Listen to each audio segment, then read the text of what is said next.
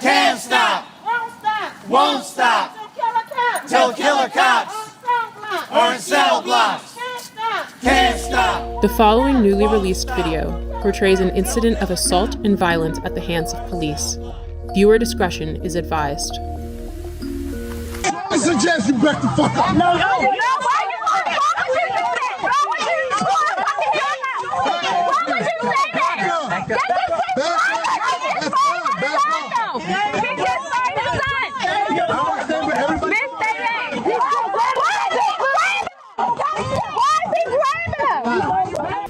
This is Baltimore City Police Officer Jorge Bernardez Ruiz. In a newly released video shot in 2016, Ruiz is seen with his knee on the back of an unknown man with a gun pointed at the man's head. His message was a clear one. Concerned onlookers, adhere to my dictates or else. Here, we can hear Ruiz saying to Baltimore residents, I suggest you back the fuck up. It is documented that Baltimore police officer Jorge Bernardez Ruiz is a repeat violent offender, even without access to all complaints against Ruiz, undisclosed by BPD Internal Affairs records. 6 cases involving Ruiz are known. This video will briefly highlight 6 total cases beginning in July of 2013. Case 1, Abdul Salam, July 1st, 2013. Here Salam is seen victoriously smiling in celebration after the jury found Ruiz and 2 other cops liable for brutality against him. However, because the trial was civil, not criminal, Ruiz was not fired and he did not go to jail. Police profiled me. They followed me in the back of my house, harassing me. Police proceeded to violently and hostilely approach my van with me and my son in it. As I announced, this was my home, guns drawn. Once they reached my vehicle, they violently pulled me out, ramshacked my vehicle with my 3-year-old son strapped in his car seat, threw me against the gate, slammed me repeatedly. Picked me up by my feet, and while I'm upside down, they proceeded to drop me on my head, hog-tie me, and immediately when I fell on my head, Ruiz, in a wrestling type of action, and kind of hit his knee against my neck. I was arrested. I had no idea what I was being arrested for. My son is scarred to this day. He remembers the incident as it happened yesterday. When he talks about it, he always refers to Daddy being on the floor with police yesterday. Case 2, Darrell Harris, profiled, as seen in this video, July 17th, 2013. Yeah, Sid, what's wrong with it? Improper way with it. There's no such thing as an improper way. You gonna tell me my job, bro? I know the law. Are you gonna tell me the law? I know the law. You gonna tell me the law? I know the law. What's the problem? You giving me a ticket? You need my license registration? Yeah, let me get it. To profile, y'all use the seatbelt as a reason. Profile. So do me a favor, take out your keys. Yeah, you can record me. For what? Nah. I don't feel safe right now. Do you want me to step out the car? Do you want me to step out the car? I'll step out the car. Call the police, man. What do you call a supervisor? I won't do shit. This is getting uploaded to the internet right now. Yeah? And we are 2 law-abiding citizens that we're getting targeted, and I don't know why. Just 24 hours later, Bernardez Ruiz played a leading role in the police killing of unarmed Tyrone West. Case number 3, the murder of Tyrone West, July 18th, 2013. My brother Tyrone West was brutally murdered on July the 18th, 2013. In both of these cases, when you look at the pleadings and the harsh language of these officers that have been quoted to me by reliable witnesses, the N-word. And Killer Ruiz and Killer Chapman and the rest of those 11 to 15 killers, including David Lewis, took something from my family that they could never give us again. And that was my brother Tyrone West, one unarmed man who was brutally murdered, beat to death in broad daylight.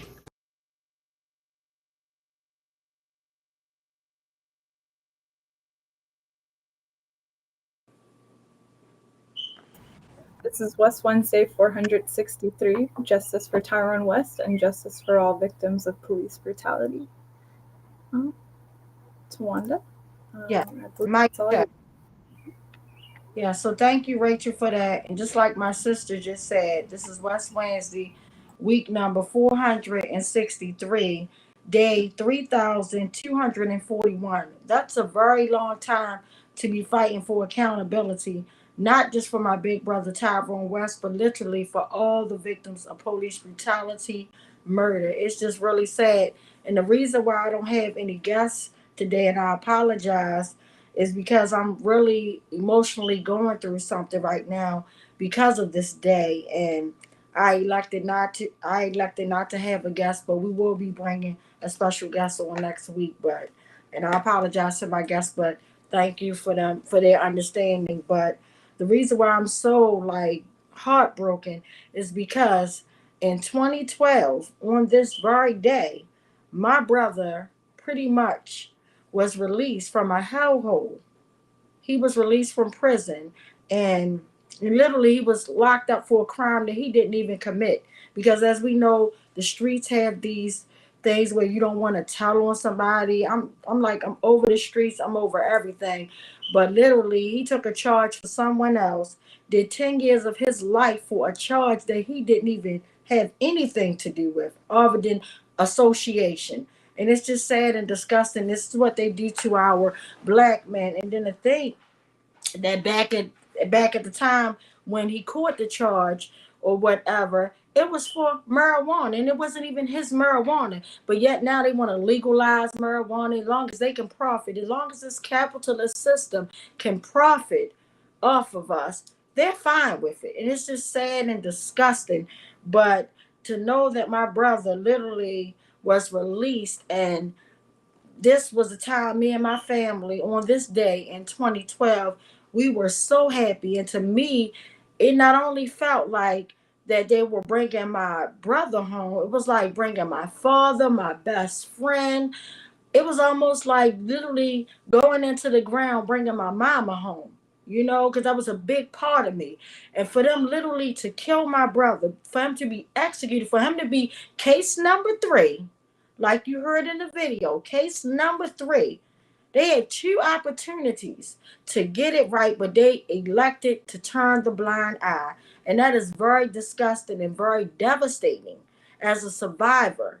I'm a victim too. Literally, when my brother was executed on July the 18th, 2013, literally a year and a couple days later after he was released out of a hellhole, it's beyond disgusting. But the fact that if you look at the video we just showed you, 24 hours before my brother was executed, you saw Darrell Harris. And every time I see his part, and every time I see Abdul Salam and hear their crucial testimony of what happened to them, it breaks my heart in a billion pieces. It breaks, and I try to hold back all the tears, all that, try to keep it put together. You know what I mean? But it's sad and disgusting. And the simple fact that Ruiz was the first one to literally start murdering my brother, him and Chapman, right? Nicholas Chapman, they were the first animals to pull my brother over. And let's be clear, Ruiz was a part of the gun trace task force, the elite, illegal, the gang, the biggest gang in America, right? So when you see, if you haven't got a chance to watch We Own This City, if you read the book We Got a Monster, literally, this is the type of policing that was occurring when my brother was killed. They ultimately led to my brother being brutally murdered, and they keep trying to sweep stuff under the rug. You're not going to sweep this under the rug. I don't care how many years, how many state's attorneys, how many commissioners, how many mayors. We are going to get accountability. But it's just sad, like literally, we're going into the 9th year. How disgusting is that? And I have never, ever missed a beat. Literally, a day that was supposed to have been joyous to me and my family, my brother, his children, my whole entire family, turned into a complete nightmare on July the 18th, 2013. And the fact that Ruiz was a member of the gun trace task force, where they know they was robbing, they were stereotyping, profile people. Literally, they were on a hunt. They were thirsty for blood. That blood that they wanted from Darrell Harris, because Darrell Harris had his homeboy, his real homeboy in the car. And like, we're uploading this to the video. We're uploading this video to social media right now. I don't feel safe. Let's call 911 type of thing. That's what saved Darrell's life. Okay, let's be crystal clear. That's what saved, because as you see, they was going in the car. They was ready to do that thing. But that's what saved Darrell Harris. And then to think about it, on July the 1st, Abdul Salam had his baby. And this is the same neighborhood, because where Darrell Harris was pretty much attacked, almost attacked or whatever, brutalized before my brother was murdered. This happened not even 3 blocks over from Kentmore Causeway. Literally, so they were surfacing this neighborhood. So if you watch that I Got a Monster, they're looking for guys that had nice vehicles and to say, you know, this pre-textured stuff, this pre-textured foolishness, the makeup stuff, you know, to say, oh, well, you know, we're going to pull you over because you don't have a seatbelt on, or you're on your cell phone, making up stuff just to stop them, just to see if they can pretty much rob them or do whatever, have their way with them. A predator. These are predators, okay? My brother was prey. And unfortunately, you know, he didn't survive. You know, thank God Darrell Harris survived. Thank God Abdul Salam survived. And unfortunately, thank God the victims that came after my brother survived, right? But unfortunately, my brother had to pretty much have his life snatched in a brutal, heinous way, right? He was beat to death. It wasn't just Ruiz and Chapman. Literally, they called this fake Signal 13 because they immediately started this vicious attack by pulling my brother out by his dreadlocks, by calling him the N-word. He's asking, why are you guys doing this to me? What's going on?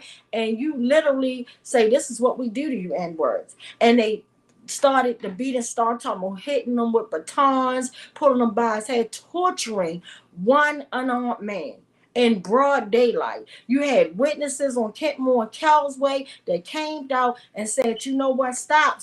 But they didn't know my brother. They were threatened. Ruiz, his MO is get the F back in the house. The same thing can happen to you. This is what the language that he used, right?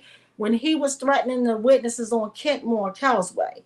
He did the same thing when Darrell Harris and witnesses start coming out. That's the part of the video you won't see. But he did the same thing. Witnesses like, why are you pulling these young men over? Back the fuck up. The same thing can happen to you. Excuse my language. But this is a animal, a maniac, a ticking time bomb, right? And nothing happened to them. And that's the part that breaks my freaking heart. They didn't even get fired. In fact, they got promotions. They got full immunity. Like, how can you wreck the whole entire community and they give you full immunity? You know, you cause havoc and hell in the community and you get full immunity. Make it make sense. It don't. And then we wondering literally, like last year while my sister Kia's brother was murdered, we wondering literally when Anthony Anderson, who was murdered a year before my brother, we were wondering like, well, why did Anthony Anderson get murdered? Because they are allowed to do that. And for me literally to know and learn that I met my sister Angela, her brother Timothy, killed in front of his family members and everything inside of his house where this man dwelt at with his family, and the poor babies are still stuck in, and we're talking about a year later after Timothy Flemings was murdered, they still don't have the autopsy report. They can't even be transparent. They know what they're doing is corruption at the fullest, but nobody is checking them. You know why? Because they all in the bed together. The state's attorneys, the medical examiners, even our lawyers that represent us will send us down a dead end goddamn road. Let's be crystal clear, because everybody is in the bed with each other. And and I have facts on this for the simple fact, I'm like, well, how could Ruiz be promoted to sergeant? Literally, he didn't even get like a pay raise. He got a pay heist. Like his pay like went up literally after you murdered my brother. You're making like not even 140,000. And I'm sorry, like you're making like 120,000, but then the next year after you murder one unarmed man, you're paid to spike up to $168,000 for what? Like, for what? And the animal was only on the force not even like a year or two before he actually executed my brother. And the fact that Ruiz he's married to Michelle Battle. She's a prosecutor in Marilyn Mosley's office. She's a prosecutor, state prosecutor in Marilyn Mosley office. I can't even say her name because it gives me the freaking creeps just to say her name. I'm that devastated because the fact that before she even got in office, literally when Greg Bernstein was in office, I literally lobbied, and I'm so embarrassed. I'm ashamed. I'm ready to hide behind my book because I actually lobbied and was like, vote for her. Let's get her in there. She sound good.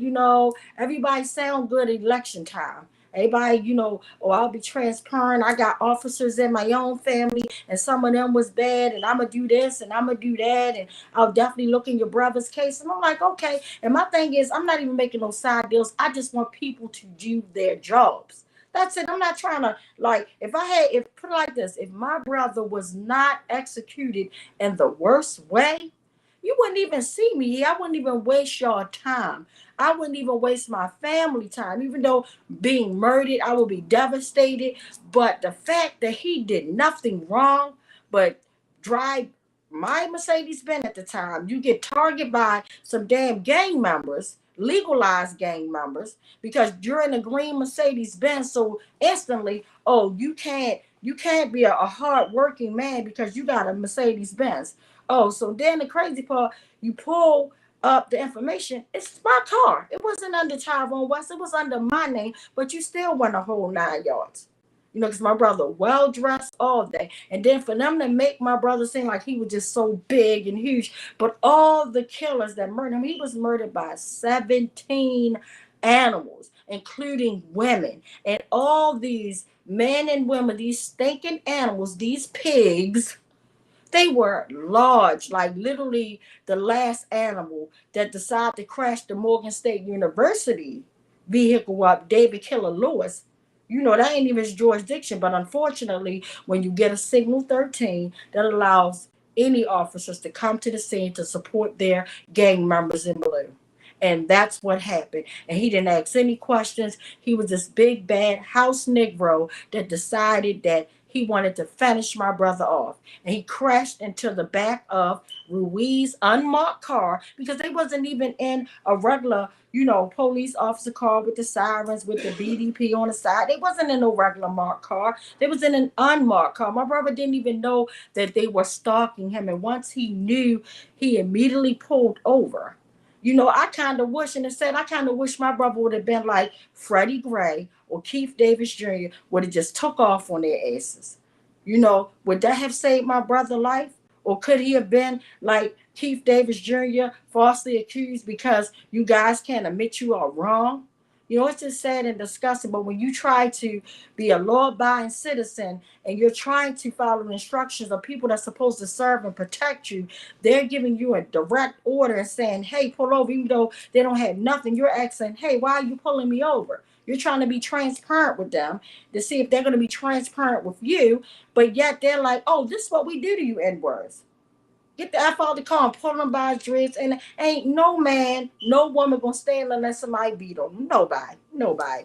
It's called fight or flight. You're not gonna stand there unless someone murder you. And that is why, to this day, we have never received video footage. And unfortunately, and it doesn't make me happy that my brother's execution was caught on video. But literally, I was told that the young man that had the whole video from beginning, he had at least 45 minutes of my brother being executed. At the time when Commissioner Batts was the commissioner, he and his gang, he was the leader of that gang, him and the gang went to Kentmore and Kelsway, and they knocked on everybody's door and made sure they got cell phone video footage, they got pictures, they took everything into evidence, into hiding. That's what evidence is. That's for them to get rid of stuff. That's for them. And the whole time we're doing a thorough investigation. We can't tell you nothing. We can't give you anything back. Till this day, we're talking 9 years later. I have not received my brother's cell phone, none of my brother's property, none of the clothes he had on, none of my brother's property. And no matter how much I talk about it, no one is helping me with it because their asses are all corrupt. Literally all corrupt. Literally, Detective Delgado asked, he needs to be fired. It is a clear big injustice. A conscious conspiracy to obstruct justice. That's what everybody played into the role of my brother's brutal execution. From Detective Delgado walking in to my family's home with the lies, literally lied to me and said, Miss Jones, you never pulled me away from my family. We're grieving. Just imagine your loved one just got murdered by people that's supposed to serve and protect. Literally, while my brother was getting murdered the day before, I'm feeling pain in my body. I was so close to my brother. I'm the one who told everybody. We didn't get a phone call and say, hey, Miss Jones, you know what? We need you to come down to homicide. We need you to come. We need to talk to you. Something unfortunately bad happened to Mr. West, and we just want to connect the dots. We didn't get that call. Hell no. It was the feeling that I got literally a half hour after my brother left my home to go pick somebody that he barely knew up and that he knew and I meant to say that I think set him up, because now I think about the gun trace task force. They have all these informants that they work with, that they pay a couple dollars to will these guys, and I really think my brother was set up, because he barely knew this female. He knew her barely, not even 2 to 3 weeks, if that. Okay, and then literally the night he get murdered, you're with him, literally. And then the first time that he ever, meet you or whatever, he gets pulled over by car by the police. It's not set well with me. Never did. It never set well with me. But I said all this to say they are dirty to the core. And I'm even looking at when I saw on the news today, it was just so crazy because I saw the commissioner early this morning on Fox 40 Lies. I was trying to watch the weather or whatever to prepare myself. And I see the commissioner on there. And in one breath, he's like, well, he was at a council hearing and they were talking about officers. And out of one breath, he sounded so sincere. He's like, well, I don't see why officers fear, them getting arrested because, if somebody call the police on them for like pretty much violating their rights, all you got to do is not violate somebody's rights, right? So I'm like, oh, that makes sense. Okay. I'm looking at him like, okay, but I'm glad I ain't even get my mouth twisted to make a smile, because in the same breath he took that back by saying some idiotic foolishness about, well, my officers fear that they might make a mistake, with everything that's going on in the news. They might make a mistake like when they're arresting somebody and somebody's, not in compliance. It might get ugly and they might make a mistake and the video might go viral. First of all, sir, there's no such thing as making a mistake by violating somebody's rights, by brutally beating someone or murdering or killing them. There's no making a mistake. That's intentionally done. So you can't in one breath come out sounding like a grown man on your grown man stuff, but then the next minute in the flip of the tongue, now you're the house Negro. I ain't got time for it. And this is not Wes Wednesday talking. This is strictly Tawanda Jones talking. And, and that's why I make all my videos live in public, because I know they're watching and I don't care. And I want them to hear how I feel about them. I will tell them to their face. I have no problem. I will tell all of them off. Because one thing for certain and two things for sure, the truth don't need any support. But the fact that you took something from my family that you could never, ever give back, I'm going to spend all my time with you. Time that I don't have, I'm going to spend it all with you. Time that I do, I'm going to spend. Now I'm dedicated to this. It's like I said, we won't stop. We can't stop till killer cops are in cell blocks. I didn't say it because it sounds slick. I said it because I meant it. I said it because I meant it. And I live by it. Because one thing for certain and two things for sure, you can't just say stuff. Your actions got to back that thing up. If your actions are not backing up your words, it's pointless. Like, I have not wavered since going on 9 years. And it's just sad, like I still don't have any answers. Like I done lost loved ones. And just like I said before, and I told you guys, one of my cousins was murdered literally on an early morning, West Wednesday morning at 12:19. Okay? 12:19 on Inauguration's Day on the 20th of January of last year. Literally, I'm on the news literally on the 19th as we're swinging over to midnight. I'm on the 19th, on the news the 19th at 11:30. And they're talking about who? Ruiz, the guy that I'm blasting. And I know his skin shakes every time he see me throwing his ass under the bus. I got you, bro. I promise you, in all those 17 years, even though I always highlight you, and I talk about Chapman and David Lewis, I want Daniel Lee. I want all y'all bloody murders. Anybody that laid one finger, if you pushed them, shoved them, pulled one dreadlock, whatever, all y'all asses going down. Let's be crystal clear. Each and every last one of you bastards are going down, are going completely down. You know, it's just sad and disgusting. You're not going to keep murdering our loved ones and then coming back with foolishness, you know, pretending that, oh, things are going to get right. And it's just sad because every time we put elected officials in office, all of them corrupt. They're not doing a damn thing. They talk all good to get our votes, but then when it comes time to them actually doing something, they don't do nothing. And they all know. That's the part that bothers me. They all know, because most of these people that are trying to run for prosecutor, they were even in office right there when my brother Tyrone West was executed. You ain't say nothing then, sir, madam, ma'am. What the hell? Like, really, like, it's just sad and disgusting. But again, I'm never going to stop. I'm not. I don't care. Like, I'm in it for the long run. In case to see, in the sad part, they got it twisted because they thought that when the West family came down, we used to be, and we still are, but my family has gotten to the point that, you know, they are so frustrated because we have not gotten any answers. We have not gotten anything back. You know, we get small victories, but nothing counts because those killer cops are not in cell blocks. So it's frustrating. It's taking a toll on them. So they have to take time for their mental. Guess what? I'm going to take time for my mental and fight your ass. I'm never going to miss a West Wednesday. So I told them, take all the time y'all need. If y'all need to take 20 years, bye. I'm going to do this. I'm doing this for my damn brother. I am my brother's keeper. You know, when you murdered my brother, you took my father away. There was a father figure, somebody to raise me. Anybody know, me and my brother, Tyrone raised me. And people from around the way that called him Weeder, they know Weeder raised me. You know, he raised me. He ran boys away, all that. You know, he like, you ain't talking to my sister. Get the hell away from here. He ain't play about me. And guess what? I don't play about him. I ain't missed no beat, and I don't intend on missing one. But I kept wondering why my spirit felt so sad today. And I'm glad that I had the day off from work.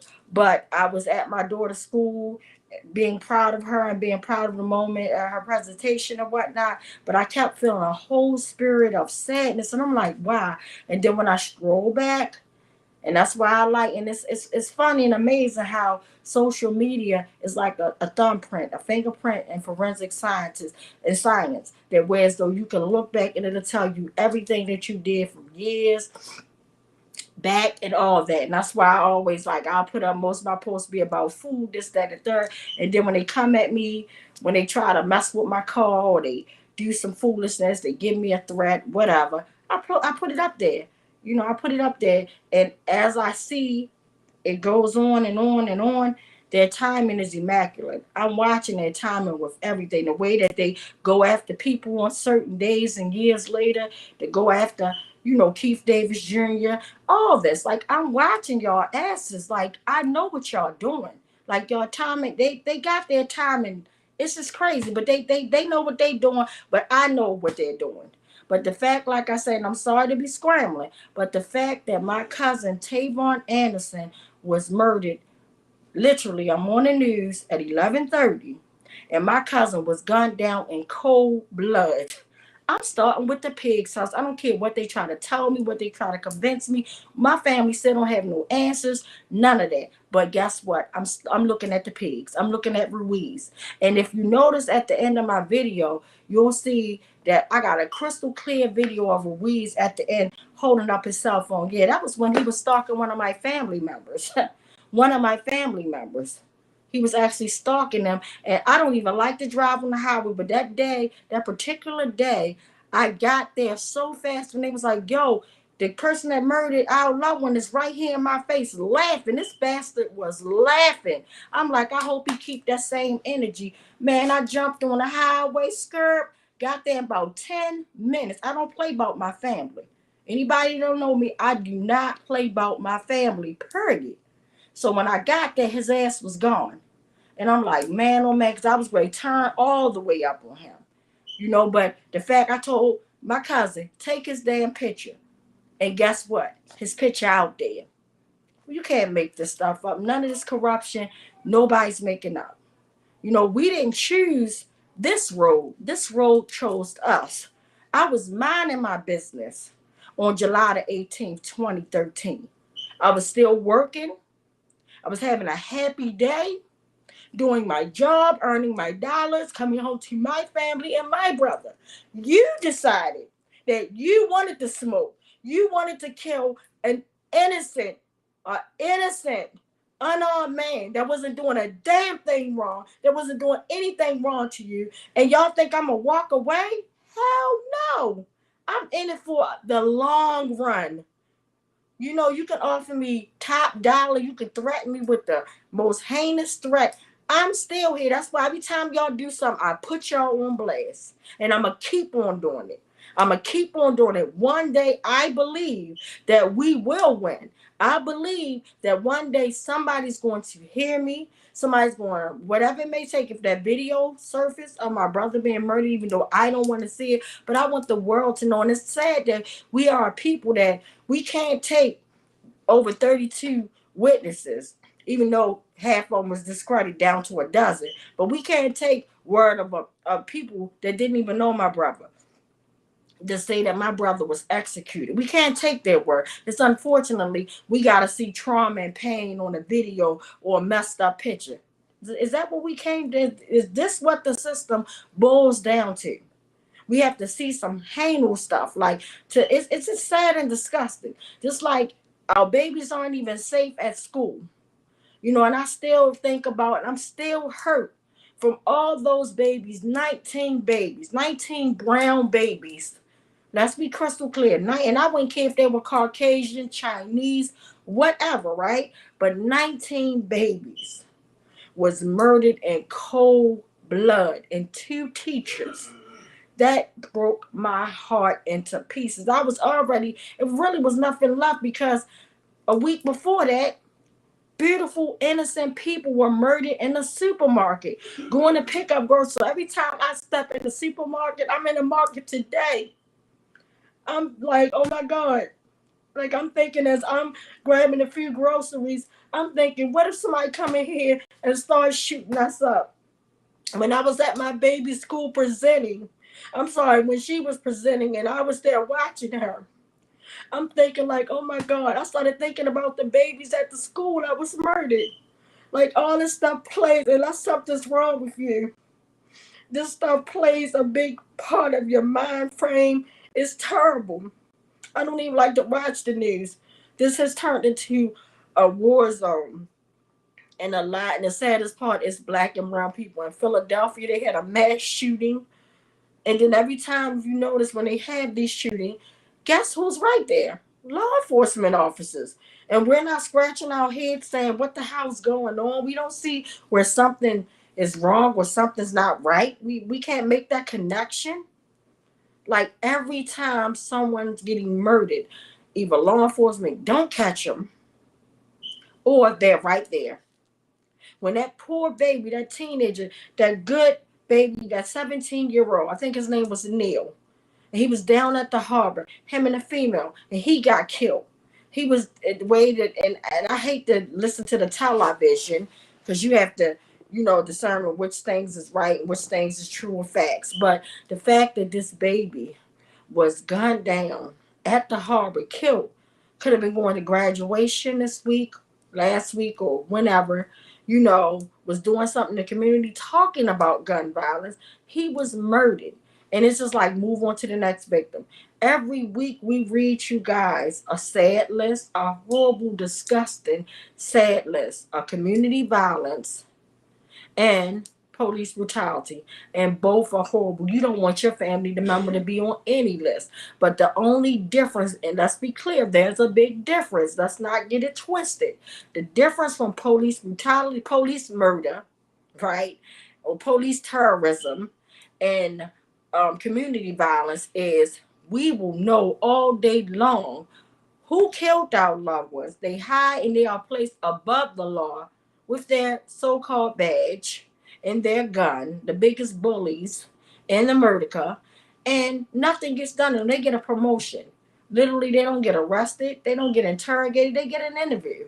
They get a paid vacation. They get to go home. Oh, well, while we investigate, you're off the clock for 2 weeks, but you're getting paid. But when someone is killed in the community, and if people are bold enough, which they should be, and you see somebody getting murdered, because that could easily be you, or your loved one, and they tell what they saw, with facts, you will never see them again. You will never see them again. Literally, I told you they gave my brother Tyrone West 10 years for marijuana that wasn't even his. The same marijuana that they're legalizing now, that, you can smoke as much as you want. You can do what you want. This system is so beyond corrupt. You cannot make this stuff up. So I'm gonna check in with our brother Marcellus, because I see a lot of comments in the and on the screen. So I'm gonna take a moment to check in with our brother Marcellus, and also I wanna just thank you, Marcellus, because Marcellus is not even feeling well tonight. He wasn't even feeling well last week, and that speaks. His character speaks in volumes. Even though he's not feeling well, he could be laying in his bed right now, healing himself, feeling better, because we know how it feels to be irritated, sick, coughing, and sneezing. No, he don't have COVID, but the fact that he doesn't feel well, he takes the time and his breath and energy to read off these questions. I just want to personally thank you, my brother. Mic check. Mic check. Thank you, Tawanda. Mic check. So starting on YouTube, we have AC Britt saying Tyrone's case is actually case number 4 because the Green brothers were assaulted in May 2013. We just didn't get them to be in the video. Natalie says, I'm here, sis. This is Kia. I'm using my mother's phone. So I guess it's Kia using Natalie's account. Sifu says, justice for Tyrone West. Kia says, justice for Tyrone West, Benjamin Tyson, Timothy Fleming, and all the victims of police brutality.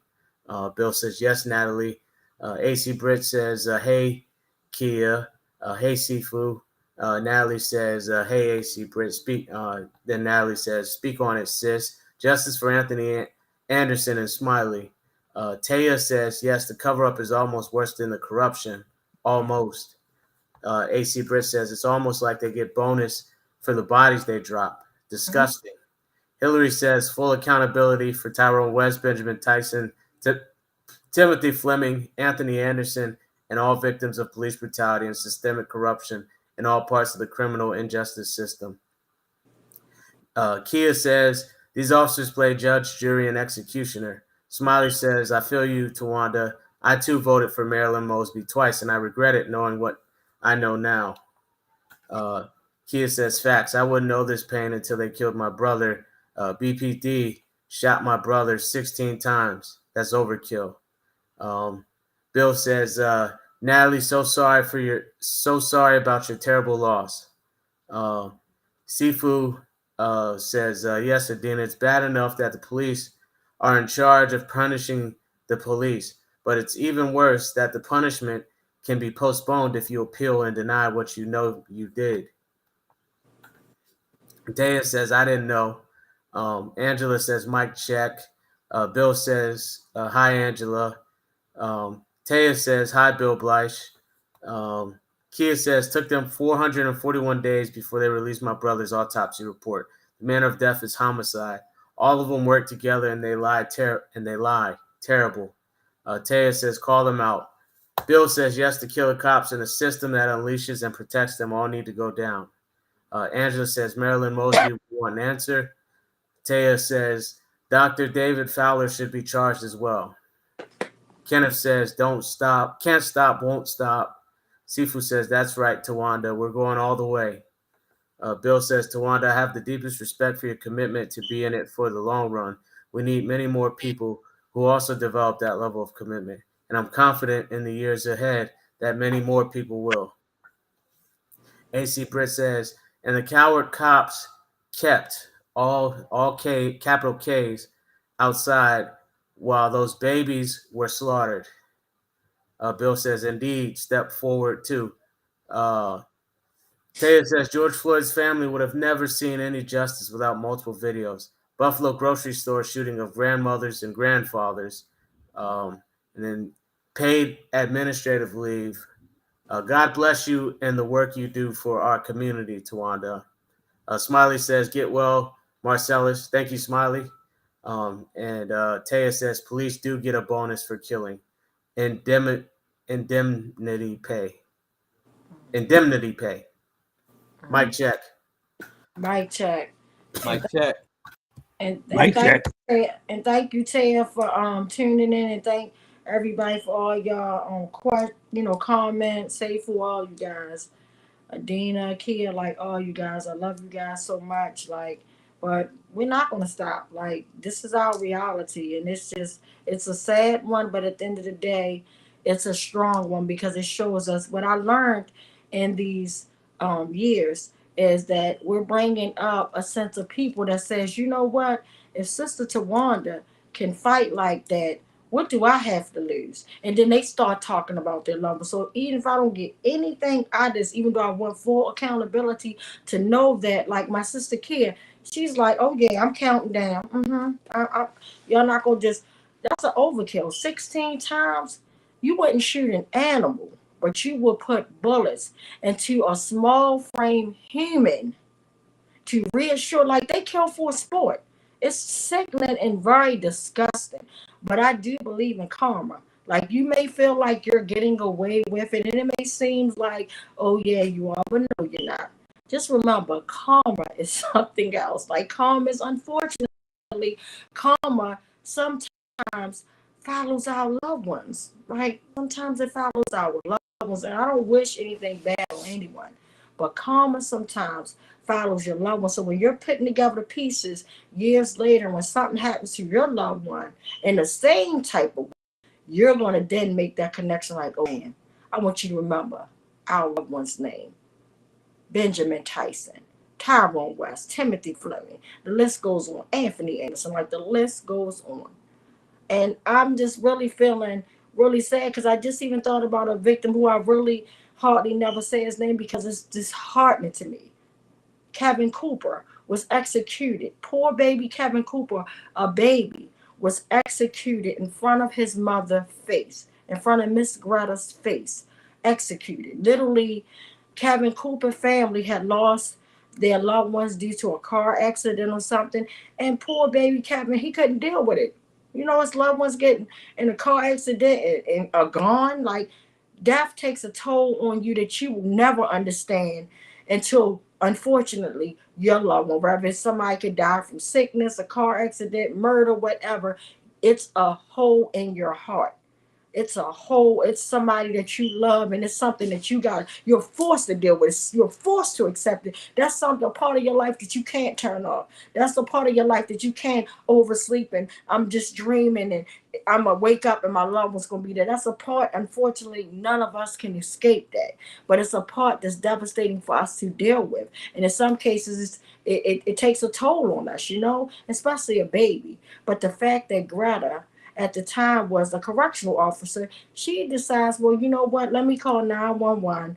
My sisters and brothers in blue can maybe talk to my baby and, calm him down and things like that. Maybe be transparent, have a conversation with him. What do? They murdered a baby. And that's why I have great levels of respect for all of our blood relatives, as my sister Gina would say. You know, she named it. She said, people that are affected by police brutality and our loved ones are killed, we're now blood relatives. But I really feel sorry for our blood relatives that never asked for this type of pain. We never signed up to be in a club that a pain that we never asked for.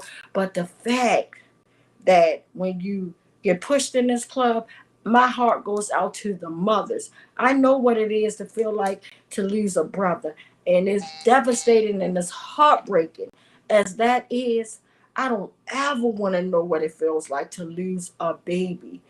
With children, I don't care how grown they get, because guess what? My grown ones are always my babies. Like, my baby scared me so bad because she lives alone and somebody's knocking at her door. Oh yeah, I was ready. I was so tired dragging in here yesterday from work, trying to close, setting up my classroom. I even worked overtime and wasn't even paid. Clocked out, and I still ain't getting to an hour later doing classroom stuff.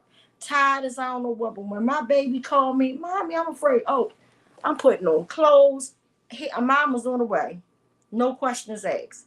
So that I said that to say my heart goes out to Miss Greta, Miss Gina. Like, my heart goes out. These beautiful queens lost their babies. Like, lost their babies. Like, and for Kevin Cooper to be murdered in cold blood, you know, even after they get a call. Then Marcella Howman, she lost her son, Maurice. You know, he was going through a mental health crisis, you know, and he was gunned down in her face. So these are the real sheroes, that they can survive that type of pain and still be able to balance and have our, what we would call a new life without our loved ones, and then trying to advocate and teach people. My heart goes completely out to any parents, whether mother, father, any parents that lost their loved ones. And then my heart goes out to the children that lost their parents, right? Like, it's just sad and disgusting. So, and my heart goes out to siblings, you know, that lost their loved one. My heart goes out to Angela. She shouldn't have lost her little brother. You know, Kia shouldn't have lost her brother. I shouldn't have lost my brother. Like, no, like, it's devastating. So before we go to the sad list, because I know Marcellus is not feeling well, I want to check in one more time with Marcellus just to read our questions and comments, and then we'll kind of go on to the sad list. Mic check. Mic check. And mic check. Kia says, feel better, Marcellus. Daniel says, Mosby says that structural racism leads to over prosecution of black men, and then over prosecutes Keith Davis Jr. and won't prosecute the cops who killed Tyrone and other victims of police brutality. Kenneth says, social distance against racism. We support you and are with you. Kia says, I love you, sis. Your strength motivates me to keep moving. Bill says, yes, Dan, Marilyn Mosby is hypocritical. Here says, I sat in the kitchen with Greta Cooper, the same kitchen where her unarmed 14-year-old son was pepper sprayed and shot to death. I was heartbroken for her, still am. Her faith sustains her, but I had to hide my tears because I didn't want to trigger her grief. She did not deserve this. No one does. Replying to Bill, Angela says, Bill Bleish, hello. Sifu says, justice for Maurice Donald Johnson. Judah says, thanks for all that you do and all that you are, Tawanda. Bill says, thanks for the greeting, Angela. Taya, yes, there's an awful lot of terrible pain among the family members of those whose lives have been stolen. Mic check. Mic check. Mic check. And thank you again, Marcellus. So I wanted to check in real quick to see if our Uncle Bill wanted to say something. But again, I don't know why I was just thinking about Kevin Cooper so hard just now. Like, I couldn't imagine watching my 14-year-old executed, and this baby, all he was holding was a broomstick. Like, they're disgusting, so disgusting. But yet, the killer that murdered those people in the supermarket with an AKA, he gets walked out to accountability with not even a scratch, not even a freaking wrinkle. Like, this is disgusting. So checking in with Uncle Bill to see if you want to add or say anything. Mic check. Mic check. Yeah, two things. One is that just to put in perspective, the tremendous devastation of police killings. If we look back at the Jim Crow period, which lasted about 75 years, after the Civil War, there was a brief period of Reconstruction where, the Klan was held back and life got better for folks that had been enslaved. That was very brief. And then Jim Crow came in, lasting 75 years. During the Jim Crow period, on the average, 60 people were lynched a year. 60. Now, if we compare that 60 to the number of police killings today, it's very, very different. Even if we try to be very fair about the comparison, because the population is bigger today. So today's population is about 4 times larger than the average population size during the Jim Crow period. So if we multiply that 60 people lynched per year, it becomes 240, which would be what that number of lynchings would be in today's size population. Still, the police killings are 4 times greater, 4 times larger. For every one of those lynchings, today there's 4 people killed, 4 people whose lives are stolen by the Klan in blue. And I think that perspective is important to keep in mind. Just recently in Towson, they put up a plaque for one of the victims of a horrible lynching that was grabbed out of, as I recollect, out of the Towson jail or the Towson courthouse, and a mob killed him in the street. Where are the plaques for all the victims of police killings? Where are they? And these police killings, as I've pointed out, are more pervasive, much more pervasive than the number of deaths from lynchings during the Jim Crow period. I was going to tell a story about the instance of police brutality that I was personally involved in, but I'll hold that for another time. So it's back to you, Tawanda. Mic check. Mic check. And thank you so much, Uncle Bill, for sharing that. Definitely appreciate you. So unfortunately, this is the time where we go to the sad list. It's unfortunately, this is a list, 2 lists that you don't want either one of your loved ones on.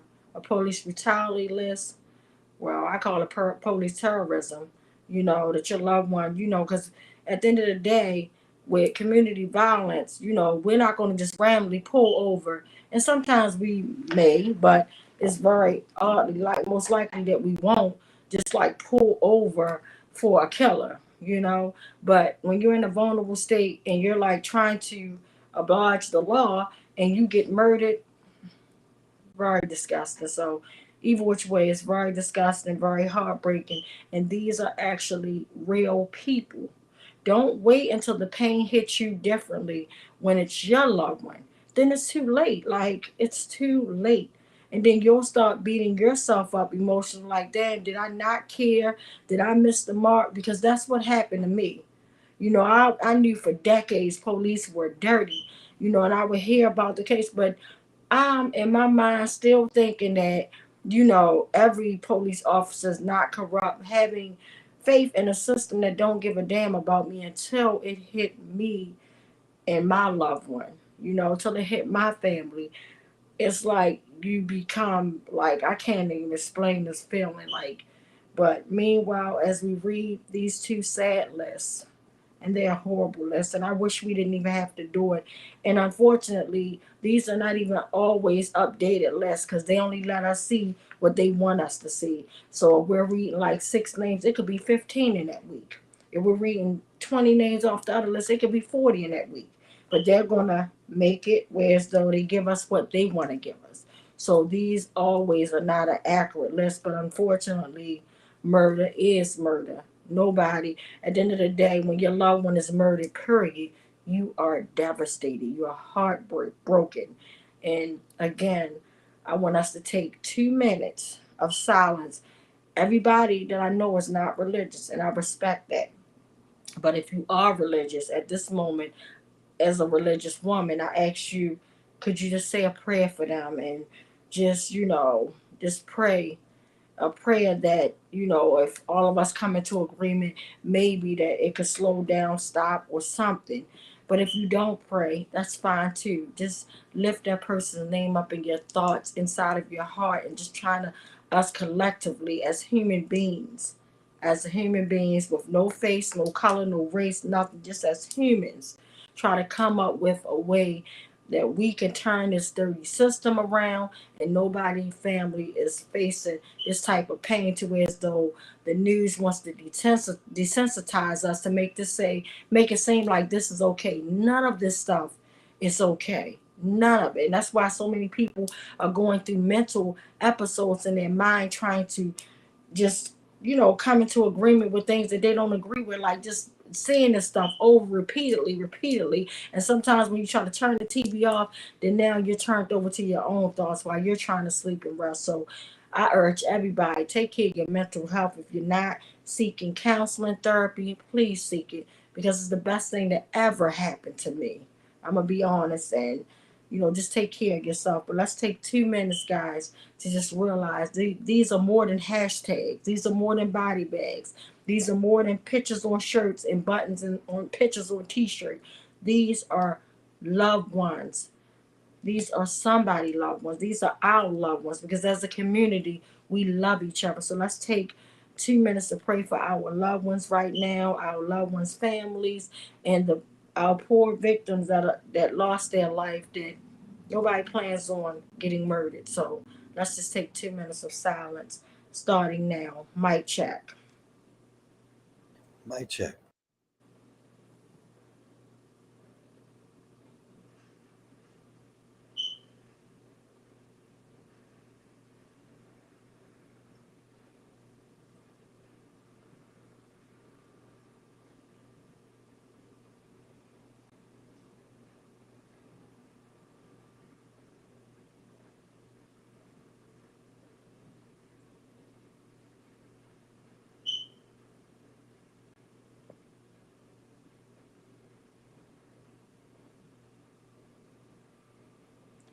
Thank you guys so much. And good evening, Brother Brian. I just want to first of all thank you, as I always do. I know you don't get no joy or delight coming up here and humanizing victims that should be with their loved ones and that we see constantly every day. We don't even know if one of our names or one of our loved ones or one of our friends, God forbid, would end up on such a horrible, devastating list. So I just wanted to thank you. Mic check. Thank you, Twanda. Twanda, you're always so eloquent about the pain and the heartache and the striving, the strength that you bring to this. And I wanted to share something that I read this week, or I saw this week, that so many of us are involved in these fights around social justice and things like that. And all of us, I think, not to say it's anywhere near what has happened to you and other victims' families, but all of us just find ourselves just heartbroken sometimes at what we're trying to, at this fight that we have to make. And sometimes it just seems like we're going nowhere. And I came across a word that someone used to describe that. And the word was Zabranikeit. And it's a Yiddish word, and it means it's a Yiddish word about when your heart is broken, and yet from that broken heart comes strength and wisdom, and that Zabranikeit is that strength and that wisdom, and in some ways that ability to have joy as well, that comes from that broken heart, and that this is nothing to be ashamed of or to try and escape. This is something that it should be cherished, because this makes us better people. I had a friend who talked about some people are like cinder blocks. They've already been through the hottest fire there is, and now they can't be burned anymore. That they have that strength now. They can go through anything. And the wisdom that we see, when you're struggling like this and when these things happen to people, it shows you what's important. And I read just a little while ago, some poor man went down to Brett Kavanaugh's house, and he had a gun, and he called the police on himself and said he was going to go down there and kill Brett Kavanaugh and then kill himself because that was the only way he could see to bring meaning to his life. And what this brokenheartedness does for us in so many ways is it shows us what's important, and it teaches us that we can dedicate ourselves to something bigger than ourselves. And, I would say that, I certainly don't, with you, I don't wish anyone, into this pain, into this family, but I do wish that everyone would find something bigger than themselves to dedicate themselves to. And so in that atmosphere of Zabrina Kate, of heartbrokenness, but strength, I only have one name to read this week. There are 7 names that have not been released by the police on the list that I work from. So I will come back and read those when they are released.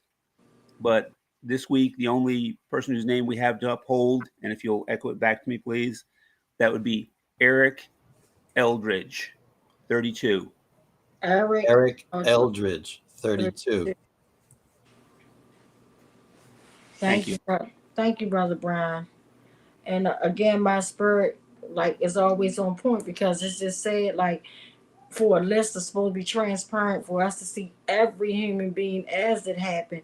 They want to pretty much throw in numbers, take out numbers, let us see. But again, we're praying for those 7 family members, the 7 victims, and we're praying for the family members of the victims and their friends, their loved ones. I'm praying. I'm so sorry, and I urge you to seek counseling right away, because it's devastating. So, Uncle Bill, I just want to thank you, because I know, unfortunately, you don't like to read this horrible list that you read, and unfortunately, you always read over 10 names a week, and it's just sad and disgusting. And that shows, if that doesn't show us, and then it's unfortunately too that someone here in the county, a 66-year-old man, I can't think of his name, but was actually killed. He's the newest victim in the county of police brutality. But it was interesting, how they put it out there, and they talked about somebody being shot in that house, and then they brought up, the victim was murdered, but a 66-year-old. So I'm praying for that family as well, and I'm praying for whoever was murdered as well. So it's all yours, Uncle Bill. Mike. Tawana, do you know the date when that person was killed in the county? I know. I think it was sometime this week, if I'm not mistaken. It was either Monday or something. I don't know if it was either this week or the weekend. I know it was leading up to this. It was either over the weekend or this week. But definitely heard about it, because I was like, you got to be kidding me. And they talked about it again. I'm sorry. He's not on the list that I have for this evening yet. I guess he'll be on it probably next time. Of course. Before I start, I just wanted to respond to one thing you said, Brian. You said sometimes it seems like we're not getting anywhere. And I understand that feeling. But I do want to point out that West Wednesday has had some significant victories and won some important things. So 3 come to mind. One is we played an important role in stopping the city from hiring Fitzgerald to be the new police chief when they were in the process of picking someone last time. And he tolerated and basically encouraged vicious police brutality in Fort Worth, Texas. And I think we may have saved some lives by preventing him from being hired here. So that's one.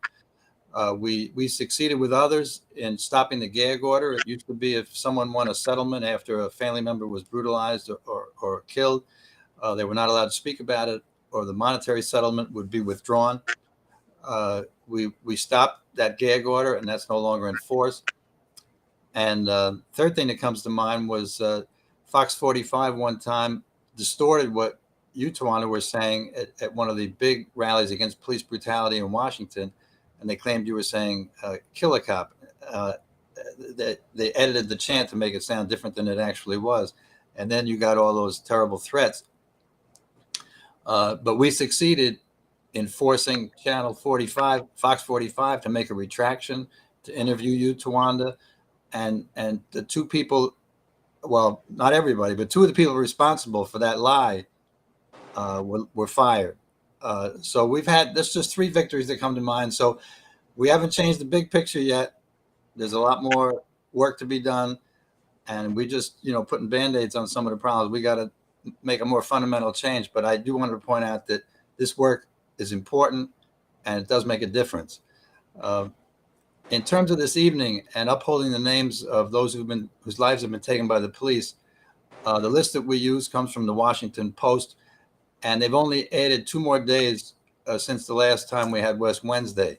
They actually had one of the stolen lives from May 30th, and they've added more, and May 31st. So just on those 2 days, there are 5 lives that we're going to uphold tonight that were taken by police killings. First, in Marysville, Ohio, 33 years old.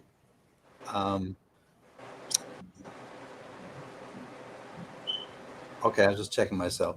And he was Matthew Todd Hunter. Matthew Hunter. Thank you.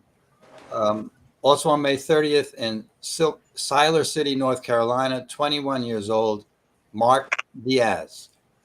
Mark Diaz. Killed by police on the same day again, May 30th in Cleveland, Ohio, 22 years old, Datwan Catchings. Let me say it once more. Datwan Catchings. Datwan Catchings. In London, Kentucky, on the next day, on May 31st, 46 years old, killed by police, Andy Brock. And the last person we'll be upholding tonight from Spring Hill, Florida, 42 years old, killed on May the 31st, killed by police, Victor Torres. Torres. I'm sorry. My Spanish is not perfect. I'm trying to pronounce it correctly. I'll say it with an English pronunciation to make it clearer. Victor Torres. Victor Torres. All right. And that concludes the list for this evening. I'm glad it's a small list, but it only reflects 2 days. So actually, it's as severe as it generally is. All right. Back to you. Mic check. Mic check. So again, thank you. And it is very severe. It's just 2 days they showed us. But I guarantee you next week when the list get up there, he's going to have like 25 people on there, unfortunately. And unfortunately, when Brother Brian's is updated, it's going to be probably about a good 10 or 12. And that's disgusting. Like, that is so disgusting. But again, I just want to thank everybody that commented, that were watching, because you guys could have been tuned in anywhere. But the fact that you guys were tuned in with us, that means a lot. Because I know that our time is very precious. For the simple fact, this is a day that we have never seen. This is a day that we unfortunately will never see again. So definitely your time is very important. Again, thank you guys so much. We will definitely be back on next week, and we'll keep you updated because we'll be hitting the streets again soon. So listen for our updates. Again, I'm praying for my sister Angela. Timothy Flemings, we do not have his autopsy. Merlin Mosley, we deserve answers. We demand answers. We don't care about your financial woes, as my sister Angela always says, week after week. We don't give a damn about that. We don't give a damn about your pocketbook, what you're going through. All we care about is accountability. You know, it's just sad. So I'm praying for, Angela. I'm praying for my sister Kia, for Benjamin Tyson that was gunned down in cold blood 16 times, overkill. Praying for Anthony Anderson. I'm praying for Nicole. I'm just praying for Marcus, because Anthony Anderson was his father. Like, I'm just praying for everybody. I'm praying for anybody in the city that lost their loved ones. Like, this is just like way too much. But what they're trying to set us up for, to be like, oh, what, bring the National Guards and over police us. Like, that's definitely not the answer. At this point, like, I'm not even going to say I'm over it, but it's just way too much. Like, it's just way too much. So I'm praying while, all the prices are skyrocketing, how you can't even go get gas. But I am grateful that even though we're surviving through it, like, we are in real times where everything, the economy is so messed up. Like, everything from the food we eat, the air we breathe, everything is double for our trouble. Like, we're paying double for everything.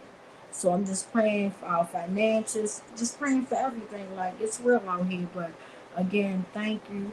We have started you off with the video, and we're going to end it. And I also want to thank my sister Rachel, who always steps up when our brother Benjamin, because he having something where as though he's having a bad connection. So she was able to hold it down for us. So I want to thank Rachel for that. I want to thank you guys for always tuning in. I want to give Tawanda?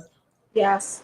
Pardon me for interrupting. I forgot to say, as I understand, there's a rally tomorrow for Donnell Rochester, who was going to graduate high school and was killed by the police here in Baltimore.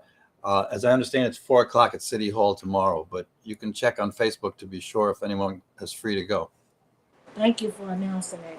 So and Darnell Rochester, and you get so traumatized. I think God like literally puts these victims in like a box in my heart so that I won't be over traumatized with it. And Darnell Rochester, and I'm glad Uncle Bill brought that up. He was an innocent baby that was set to graduate from high school, literally gunned down. And guess who did it? Northeast Police District. Those killers, the same killers that murdered my brother. That same district, not the same killers. And I wouldn't be surprised if one of them wasn't one of the ones, because I'll put nothing under those killers' belt. Like I said, I always start at the pig's house first. But the way this baby was gunned down for a traffic stop, a sweet baby gunned down. And the saddest part, and I'm praying so hard for his mother right now. This was her only child, her pride and joy, gunned down. Like, how devastating is that for a traffic stop? And then the fact, not only was he gunned down, just like my brother was denied medical attention. If you start murder, that's the least you can do. You're the killers. You done started killing. You going to just let me lay there and die? You going to let me lay there and die? Yes, you are, because you are bloody murderers, stinking animals. And so if you guys can please come out to City Hall at 4:00 for Darnell Rochester. Keep his mom in prayers. Keep that whole family in prayers. This baby should be here. He was supposed to be walking across the stage. A beautiful soul, like gone for no reason. And they let him bleed out in cold blood and did nothing. And for the mayor and the commissioner to come on after that bloody murder and say, oh, the police act within reason. They did what they supposed to do. That is disgusting. Yeah, y'all know I'm having no filter. I'm calling. If you're wrong, I'm going to call you wrong. So again, thank you guys. Live to love, love to live. If you can, please tune on to the video that we started you off with. And I'm glad my sister Adina corrected, because not only was, I thought my brother, well, in the video it says that my brother was number 3. I'm so traumatized. I forgot all about James Green and Joseph Green. I forgot about James and Joseph, who too were brutalized by my brother. So they had all these opportunities to do the right thing. If they would have just, in one of these cases, snatched Ruiz's ass and put him behind the desk, snatched Chapman and put him behind the desk, I guarantee you my brother Tyrone West would still be here. He would have been enjoying his 53rd birthday. He would have been enjoying his family. He would have been enjoying his grandbabies. But unfortunately, I guess this is what we have to live with forever. We can't change it. But we can change the way that they treat us by demanding that we want accountability. So again, keep all the victims' families in prayers. And again, if you guys get a chance, call down the Marilyn Mosley office, and I want you to demand Timothy Fleming's autopsy. That is disgusting. You won't even release his autopsy. What the hell are you hiding? Like, what the hell are you hiding? Then you just finally gave my sister Kia her autopsy about Benjamin Tyson, and it was lies. We know how many times he was gunned down. We saw the videos. Y'all can't trick us. We know he was gunned down 16 times. So we don't give a damn what's on your report. We know the truth. We know the truth. And the truth shall set us free. So on that note, live to love, love to live. Call Marilyn Mosley. Tell her, hey, we deserve answers. We need to talk to the West family. We need Timothy Fleming's autopsy report. And we need, guess what? We need answers, and we need accountability for Benjamin Tyson and all the victims of police brutality. So we're not playing with y'all. We can't stop. We won't stop until killer cops are in cell blocks. Thank you guys so much. Live to love to live. Love you all. See you guys next week. Mic check. Mic check. And Mr. West begging for his life, and Mr. Salam begging for his child to be excluded and comforted from what was taking place. Not for himself, but for his 3-year-old child. Case number 4, Adina Britt and family, September 10th, 2015. My name is Adina Britt, and I wanted to submit a 30-second testimonial that Jorge Omar Bernardez Ruiz is one of the 11 terrorists that came into my house performing a home invasion in September 2015, terrorizing my entire family and even holding my 12-year-old son at gunpoint. He needs to be stopped. Case number 5, unidentified arrestee, assaulted in 2016. I suggest you back the fuck up. No, why are you talking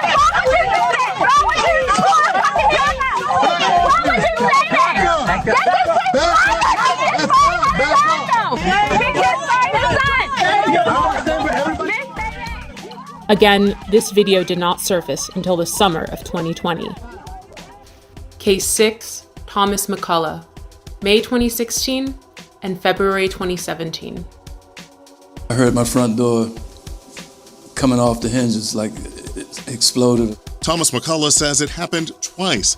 In May 2016 and February 2017, Baltimore City Police burst through his green front door and raided his Pimlico home. They said police. They come up, shotguns, guns. He says officers ransacked the place, looking for drugs, money, and weapons.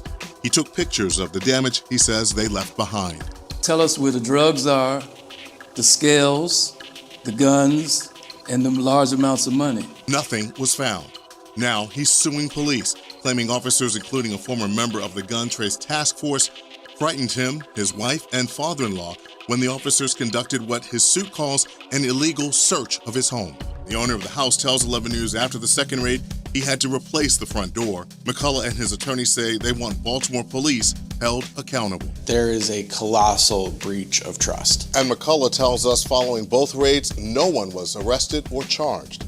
This all begs the question, when will Baltimore City State's Attorney Marilyn Mosby see the prosecution of Bernardez Ruiz as warranted? They were the stopping officers in these so-called jump-out cars, unmarked and so forth, that stopped both the West vehicle and the Salam vehicle without probable cause.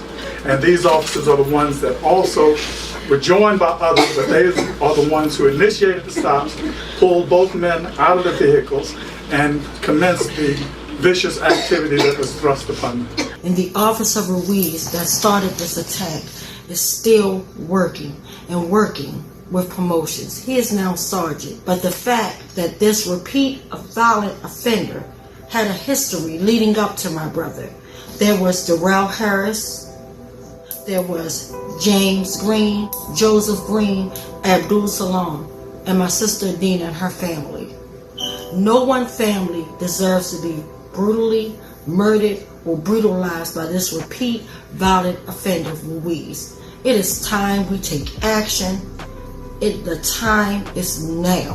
Baltimore police officer Jorge Bernardez Ruiz is a repeat violent offender. Based on these accounts, in accordance with the law, we, the West Coalition, call for him to be fired, prosecuted, and incarcerated. We're more than hashtags and body bags. We're more than being 6 feet in the dirt and pictures and buttons on t-shirts. Our lives matter. For the safety of our city, the prevention of further harm, and the justice for these families, we see no other option. And again, I'll say, the time is now.